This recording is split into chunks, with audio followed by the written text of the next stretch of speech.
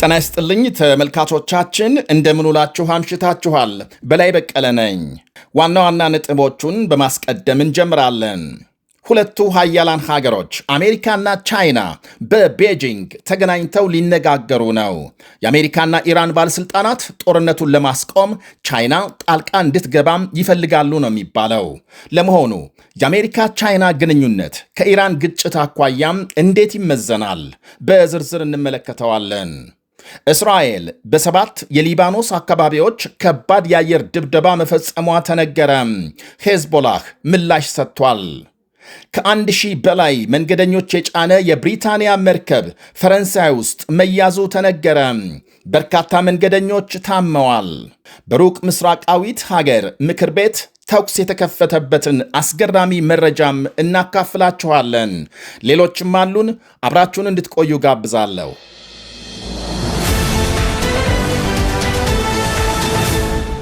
የዓለማችን ሁለቱ ሀያል ሀገሮች ቤጂንግ ላይ ተገናኝተዋል። በግዙፍ ኢኮኖሚ፣ ወታደራዊና ቴክኖሎጂ ረገድ ቀዳሚ የሆኑት ቻይናና አሜሪካም በወቅታዊ የዓለማችን አንገብጋቢ ጉዳዮች ላይ ሊመክሩ የአሜሪካው መሪ ቤጂንግ ገብተዋል። ሁሌም ቢሆን በሁለቱ ሀገሮች መካከል ያለው ግንኙነት ከዓለም ንግድና ቴክኖሎጂ እስከ ጸጥታና የአየር ንብረት ጉዳዮች የማይነካው ዘርፍ ወይም መስመር የለም። ለዚህም ነው የሀገሮቹ መሪዎች በተገናኙ ቁጥር የዓለምን ትኩረት የሚስቡትና የሚያነጋግሩት።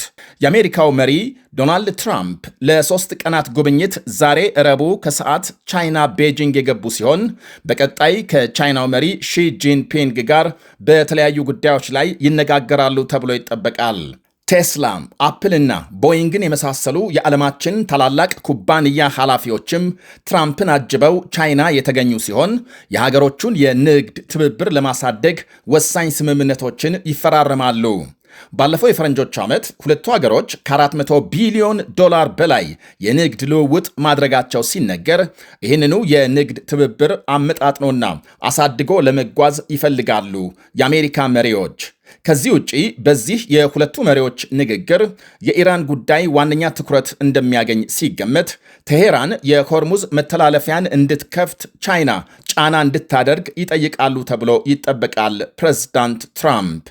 የኢራን ባለሥልጣናትም ቢሆኑ ቻይናን ስልታዊ አጋርና የቅርብ ወዳጅ አድርገው የሚመለከቱ ሲሆን ወዳጅነትና ትብብሩ የበለጠ እንዲጠናከር ይፈልጋሉ። ሌሎች ተንታኞችም የኢራንን ጦርነት ለማስቆም ቻይና የአሸማጋይነት ሚና ልትጫወት ትችላለች ይላሉ። 40 በመቶ የቻይና ነዳጅ የሚተላለፍበት የሆርሙዝ ሰርጥ መከፈቱ ለሁሉም እፎይታ ቢሆንም እንዴትና በምን ሁኔታ ችግሩ ይፈታ የሚለው ገና አልለየለትም። ሁለቱም ተፋላሚ ሀገሮች ኢራንና አሜሪካም ጦርነቱን ማቆም ቢፈልጉም ክብራቸውን በጠበቀ መልኩ መውጫ መንገድ መፈለጋቸው አልቀረም ባይናቸው ተንታኞቹ። ይህንን መውጫ መንገድ ለማቅረብና ለማስማማት ደግሞ ቻይና ወሳኝ ሚና ልትጫወት ትችላለች ብለው ያምናሉ። ከ10 ሀገሮች በላይ ሚሳኤል ስትተኩስ የከረመችው ኢራን በተለይም ጦርነቱን ለማስቀጠልና የአሜሪካንን ጥያቄዎች ለመሸፈን ምን ያህል በቂ አቅም አላት የሚለውም ይነሳል። በሀገሪቱ የምግብ የመድኃኒትና ሌሎች ዕቃዎች በከፍተኛ የዋጋ ጭማሪ የተመቱ ሲሆን በጦርነቱ ሳቢያም በርካታ ሚሊዮኖች የንግድ ተቋማትና ሌሎች ሥራዎች ተዘግተዋል።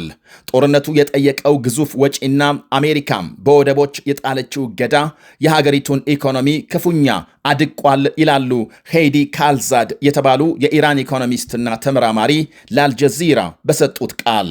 የዓለም የገንዘብ ተቋም IMF በበኩሉ አዲስ ባወጣው ቅድመ ግመታ የኢራን ኢኮኖሚ በቀጣዩ ዓመት በ6 በመቶ እንደሚያሽቆለቁል አመልክቷል። እናም አሁን የአሜሪካና የቻይና መሪዎችን ስብሰባ ተከትሎ ጦርነቱ እንዲያበቃም ቤጂንግ እንደተባለው ቁርጠኛ አቋም ታራምድ እንደሆነም ለጊዜው አይታወቅም።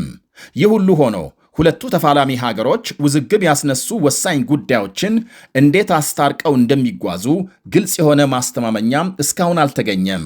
የኢራን የኒኩሌር ፕሮግራምና ዩራኒየም ካልተወገደ ጦርነት አይቆምም የሚለውን የአሜሪካና እስራኤልን የሞት ሽረት አቋምና በመቃብሬ ላይ ካልሆነ ኒኩሌር አልተውም የሚለውን የኢራንን እምቢታ ማቀራረብ የሚችል አሸማጋይ ምናልባትም እውነተኛ ስምምነት ማሳካት አይሳነውም ብለዋል ተንታኞች። ቁልፍ ጉዳዮችን ማለትም ልዩነቶችን ከፈታ ሌሎች ጉዳዮች ተከትለው የሚነሱ በመሆናቸው ብዙም አይከብዱምና። ይህ በእንዲህ እንዳለ እስራኤል በሊባኖስ ዋና ከተማ ቤይሩትና በሌሎች አካባቢዎች ዛሬ በፈጸመቻቸው ጥቃቶች ከ12 በላይ ሰዎች መገደላቸው ተነግሯል። የሊባኖስ ጤና ሚኒስቴር ባወጣው መግለጫም እስራኤል በ7 የተለያዩ አየር ጥቃቶች በፈጸመችው በዚህ ጥቃት 8 ሰዎች በመኪና ሲጓዙ የተገደሉ ናቸው ብሏል። የእስራኤል ጦር ስለ ጥቃቶቹ እስካሁን ያለው የለም። በእስራኤልና ሊባኖስ መካከል ተኩስ አቁም ይፋ መሆኑን ተከትሎ ከ400 በላይ ሰዎች መገደላቸው ይነገራል። አንድ ወር ገደማ ባስቆጠረው ተኩስ አቁም ስምምነት ሄዝቦላህ በበኩሉ የሮኬትና የድሮን ጥቃቶች በእስራኤል ወታደራዊ ጣቢያ ላይ ጥቃት መፈጸሙን አጠናክሮ መቀጠሉ ይነገራል። ሄዝቦላህ በሊባኖስ የመንግስታቱ ድርጅት ሰላም አስከባሪ ኃይል ላይ ተደጋጋሚ ጥቃት ፈጽሟል ሲል የመንግስታቱ ድርጅት መክሰሱ ተሰምቷል። በሌላ በኩል በእስካሁኑ የሄዝቦላህ ድሮን ጥቃት አንድ የሰላም አስከባሪው ኃይል ጦር ሰፈር መውደሙን ድርጅቱ አመልክቷል። ወደ ሌላ መረጃ ስናልፍ ከ1000 በላይ መንገደኞች የጫነ የብሪታንያ መርከብ ፈረንሳይ ውስጥ መያዙ ተነገረ። 50 የሚደርሱ መንገደኞች በአንጀት ኢንፍሉዌንዛ መታመማቸውን ተከትሎ መርከቡ እንዲቆም ተደርጎ ማጣራት መጀመሩን ዘገቦች አመልክተዋል። 500 ሰራተኞችና ከ1000 በላይ መንገደኞች አሳፍሮ ከ5 ቀን በፊት ከሰሜን አየርላንድ ቤልፋስት የተነሳው መርከብ 50 መንገደኞች በምን ምክንያት በኢንፍሉዌንዛው እንደታመሙ እስካሁን በግልጽ አልታወቀም።